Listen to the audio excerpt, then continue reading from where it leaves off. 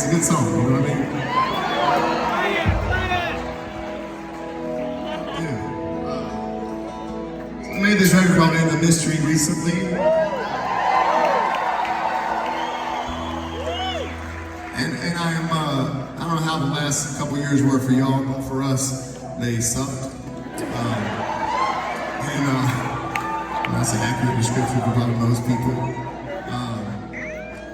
And it was weird, man. It's the first time in 20 years we haven't toured, and we were looking around like, man, what have we done all this for? And is this ever going to happen again? If we ever do it again, are people going to show up? And there was a lot of real uncertainty. I don't mean that in some sort of fake, humble way. I mean that in a legitimate, we're like, man, I don't know what else I can do if I can't do this.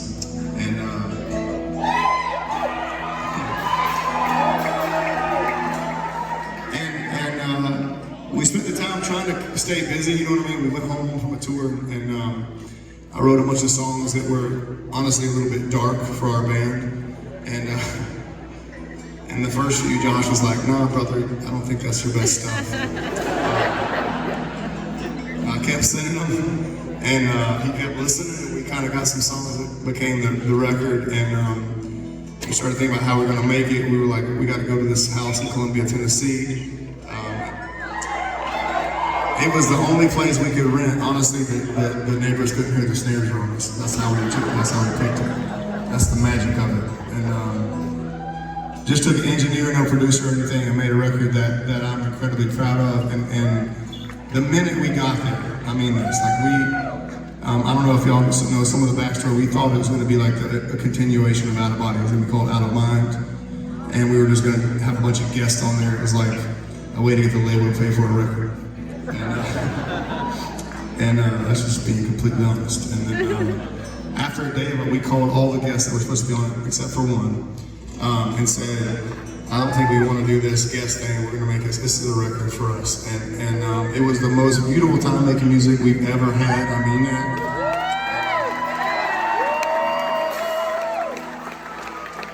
And we had no delusions of it being a big commercial record. It wasn't like we were like, this is gonna be the single, this is the next hit. It wasn't like that at all. It was just like, man, this feels so good. We just have to do it. And I'm appreciative of that. And I looked at the guys, we were talking about this song. This song was originally written, I think, about my parents. I grew up in a small town in South Carolina, and my dad was a preacher. And I don't know, I have no idea if this relates to you at all, except for the fact that I honestly felt like they would not have loved me if I would have gone outside certain lines, like their, vision of what my life was supposed to be about. And I know that was not their intention, but that's the way it felt to me at the time. And that's really not what love is. Now I got kids of my own. I look at them and I tell them I love you no matter what you do, literally every day.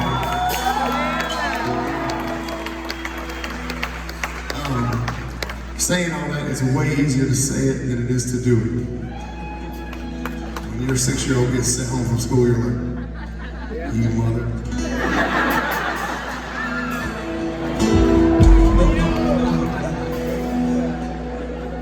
So saying that, I'm very, very, very thankful to have a band can live what they say. And I looked at these dudes and I was like, will you follow me into the mystery? And it was a resounding yes. And here we are. I'm so incredibly thankful.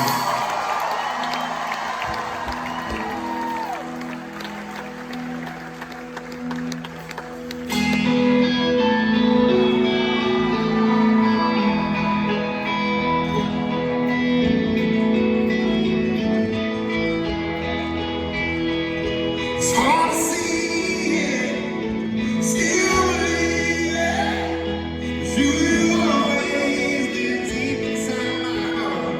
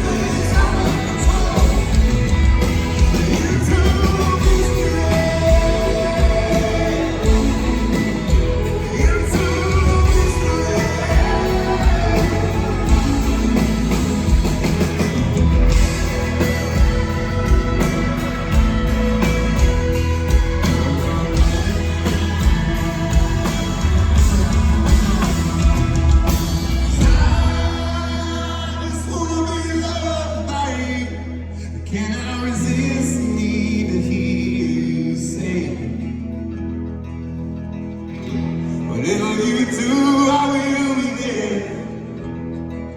Son, I will follow you anywhere. Into the mystery. Into the mystery.